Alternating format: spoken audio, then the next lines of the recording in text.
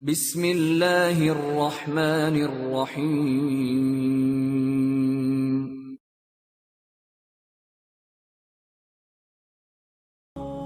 Jamalul wujudi bidhikril ilah wa tasful hayatu binuri huda. Jamalul wujudi bidhikril ilah wa tasful hayatu binuri huda wa tatlabu nafsul lahu ta'atan wa yablughu sa'dun ila muntaha. Para jamaah Bapak Ibu yang dirahmati Allah SWT, kita akan menjelaskan tambahan sedikit fase kehidupan manusia di alam kubur. Kehidupan manusia di alam kubur ini merupakan fase yang keempat setelah manusia mengalami kehidupan di dunia ini. Kita semua Bapak Ibu, kula panjenengan sedaya pasti akan mati. Pasti akan mati. Dimanapun berada, kapanpun. Dimanapun berada, kapanpun, pasti akan mati. Tinggal yang jadi pertanyaan kita, seperti apa mati kita Bapak Ibu? Seperti apa? Hati-hati ya, ini pertanyaan. Semua akan mati. Makanya saya katakan, virus akan bisa merenggut nyawa seseorang atas izin Allah, tapi dalam kondisi apa dia? Orang kena virus corona nggak pernah sholat, atau sebaliknya ketika orang kena virus corona dia menjadi orang soleh, beda. Hasilnya beda, kualitasnya beda di hadapan Allah. Jadi saya katakan, jangan takut kepada virus, tapi takutlah seperti apa kita matinya.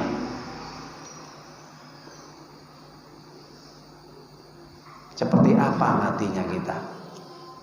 Nah, itu penting Bapak Ibu nggih. Nah, sekali lagi, makanya kenapa di alam kubur ini menjadi penentu neraka dan surga. Maka ingat, Utsman bin Affan radhiyallahu an, sahabat Nabi yang mulia, khalifah yang ketiga, anak mantunya Nabi. Mantu ya. Karena di antara putri Nabi itu ada yang dinikahi oleh Utsman bin Affan, Ummu Kulsum. Nah, mantunya Nabi, Utsman loh ya. Padahal jarak umurnya itu nggak jauh beda. Nah itu, masih tua Nabi sedikit. Nah, itu. Jadi silang, ya, putrinya Nabi dinikahi oleh Utsman. Nanti putrinya Utsman dinikahi sama Umar. Umar dinikahi sama putrinya Umar dinikahi sama Utsman. Jadi silang. Ada juga putrinya Abu Bakar dinikahi Nabi. Nah, jadi sahabat ini jadi keluarga besar. Kenapa? Ya ini sangat dekat sekali. Karena di antara sahabat-sahabat ini anak-anaknya dinikahi. Nah, itu. Subhanallah. Ya, itu. Utsman bin Affan ini pernah suatu ketika jalan-jalan melewati kuburan. Ketika melewati kuburan, di situ dia bawa maula, pembantu, ada pembantunya. Nah, itu yang dibebaskan oleh Utsman. Dulu budak dimerdekakan jadi maula. Maula ini adalah mantan budak kalau istilahnya orang Arab. Ketika melewati kuburan di pinggir Madinah, saat itu Utsman bin Affan langsung meneteskan air mata, nangis. Utsman nangis ketika melihat kuburan. Berhenti sejenak di situ Utsman. Nah, maulah pembantu tadi bertanya kepada Utsman, "Tadkurun nar wal jannata wala tabki, lima tabki min hada?" Apa pertanyaan maula ini kepada Utsman? wahai Tuan, ketika diingatkan masalah surga dan neraka, panjenengan kok nggak nangis? Tapi kenapa ketika panjenengan Tuan ini melihat kuburan itu kok langsung meneteskan air mata, menangis? Ada apa, Tuan? Faqala Utsman. Kemudian Utsman langsung menjawab, wa kaifa abki? Bagaimana saya tidak menangis? Kenapa? Innal qabra awwalu manazilil akhirah. Ketika saya melihat kuburan, saya teringat apa yang telah disabdakan oleh Nabi Muhammad SAW, bahwa beliau bersabda, kuburan itu adalah tempat terakhir perjalanan manusia menuju akhirat. Menuju akhirat. Wa in yanju fama ba'dau aisaru minhu. Kalau orang itu nanti masuk kuburan, dia selamat dari fitnah yang terjadi dari kuburan berupa ujian, pertanyaan malaikat munkar dan nakir. Ya, pertanyaan malaikat munkar dan nakir di dalam kubur, dia selamat, tesnya lulus. Fama ba'dahu aisaru minhu. Maka setelah itu ke akhiratnya lulus, selamat, dan lebih mudah prosesnya. Wa ilam yanju fama ba'dahu asyaddu minhu. Orang kalau nanti masuk kuburan kok dia nggak selamat, nggak lulus dari pertanyaan malaikat munkar dan nakir, maka proses setelahnya itu lebih berat lagi. Jadi proses setelah itu nanti akan lebih berat lagi. Artinya apa? Ketika nanti di akhirat, jangan berharap dia bisa selamat, bisa lulus. Bapak Ibu, para jamaah, ini perkataan Utsman. Jadi kalau orang nanti di alam kubur ini nggak selamat, apalagi di akhirat, bagaimana bisa selamat? Pertanyaan malaikat munkar nakir nggak bisa jawab dia. Man robbuka, siapa Tuhanmu, sesembahanmu? Man nabiuka, siapa nabimu? Wa madinuka, apa agama yang kamu yakini selama di dunia? Lah itu kan nggak bisa jawab. La adri, saya nggak ngerti ya.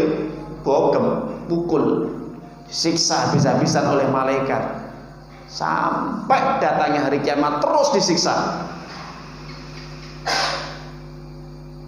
Tapi kalau dia bisa menjawab, Rabbi Allah azza wa jalla wa huwa al-wahid, Tuhanku adalah Allah, jadi dia Esa, dan nabiku adalah Nabi Muhammad SAW, alladzi jabi bi syariatil Islam, yang membawa ajaran Islam dan aku meyakininya. Dan kitabku adalah Al-Quran, wahyunya Allah, kalamullah ta'ala, wawal haq, dan itu adalah kitab yang hak, yang paling benar. Ini kalau bisa jawab, selamat sudah. Tidur kayak pengantin sampai datangnya hari kiamat. Ya, Bapak Ibu. Jadi proses bagaimana kehidupan di alam kubur yang digambarkan oleh Utsman bin Affan itu begitu. Makanya para jamaah yang dirahmati Allah Subhanahu wa taala, maka dari sinilah kita bisa mengambil hikmah, memetik apa yang telah disampaikan oleh Utsman bin Affan tadi. Jangan sampai kita hidup di dunia ini menjadi orang yang paling sengsara di alam kubur. Kalau kita sudah sengsara di alam kubur, kita sudah celaka, bagaimana proses selanjutnya itu lebih berat lagi. Makanya Utsman nangis itu kenapa? Nangis itu kalau disebutkan neraka surga nggak ada pengaruh, biasa. Tapi kalau sudah bagaimana kondisi alam kubur, nangis. Kenapa? Takut kalau dia nggak selamat. Makanya kadang orang di dunia itu nyantai-nyantai, lehai-lehai. Padahal kain kafannya sudah ditenun, kata Imam Syafi'i. Sudah disiapkan kain kafannya. Sedangkan dia masih santai-santai, nggak sholat, nggak mau ngaji, nggak mau ibadah, sedekah juga nggak mau, ya. Terus maunya mau apa? Nah itu Bapak Ibu. Ya, jadi para jamaah, ini yang kami sampaikan, semoga ini bisa memberikan manfaat kepada kita semuanya. Sebelum saya tutup, para jamaah yang dirahmati Allah Subhanahu wa taala, maka dari sinilah Nabi pernah duduk-duduk di dekat jenazah yang baru saja dikuburkan. Baru saja jenazah tadi dikuburkan, setelah selesai diuruk, ya, apa diuruk? Ditimbun, kurang bahasa, ya. Selesai, Nabi duduk sebentar. Para sahabat duduk untuk menghormati Nabi. Apa kata Nabi? Selesai ditimbun jenazah tadi, Nabi mengatakan, Istaidu billah min adzabil qabr. Istaidu billah min adzabil qabr. Diulang sampai 3 kali. Wahai para sahabatku, perhatikan. Mintalah perlindungan kepada Allah dari siksa kubur. Mintalah perlindungan kepada Allah dari siksa kubur. Itu diulang 3 kali. Kenapa? Rasulullah sallallahu alaihi wasallam kemudian menjelaskan, Inna amat min adzabil qabri minal baul. Kebanyakan siksa kubur yang akan dialami adalah mereka yang tidak bersih dalam bersuci. Itu yang ringan, kebanyakan, belum yang lainnya. Kebanyakan orang nanti akan mengalami siksa kubur tidak bersih setelah buang air kecil dalam menjaga kesucian badannya. Dan yang kedua, mereka semasa hidupnya tidak pernah menjaga lisannya dari ucapan-ucapan yang merusak amalnya. Suka menggibah, suka memfitnah, suka mengadu domba, suka mencela, suka menghina, merendahkan kehormatan saudaranya. Hati-hati Bapak Ibu. Ini yang menyebabkan banyaknya siksa di alam kubur nanti. Maka Rasulullah mengatakan, Istaghfiru li akhikum. Mintalah ampun kepada Allah. Berdoalah kepada Allah untuk saudaramu ini yang sedang meninggal dunia sekarang. Kenapa? Wasallallahu yasbit fa innal al-an yus'al. Mintalah kepada Allah keteguhan untuk saudaramu ini agar dihindarkan dari siksa kubur. Kenapa? Karena sekarang dia sedang ditanya oleh Allah. Jadi di alam kubur yang kita amalkan adalah apa? Banyak istighfar, banyak minta ampun kepada Allah, dan juga memintakan ampunan untuk saudara yang meninggal dunia tadi. Ya, Bapak Ibu. Jadi kalau kita ziarah kubur, banyak istighfar dan mintakan ampun untuk keluarga kita atau saudara kita yang meninggal dunia. Cukup itu. Tidak usah dibacakan surat Yasin atau surat Al-Baqarah. Cukup mintakan ampun kepada Allah.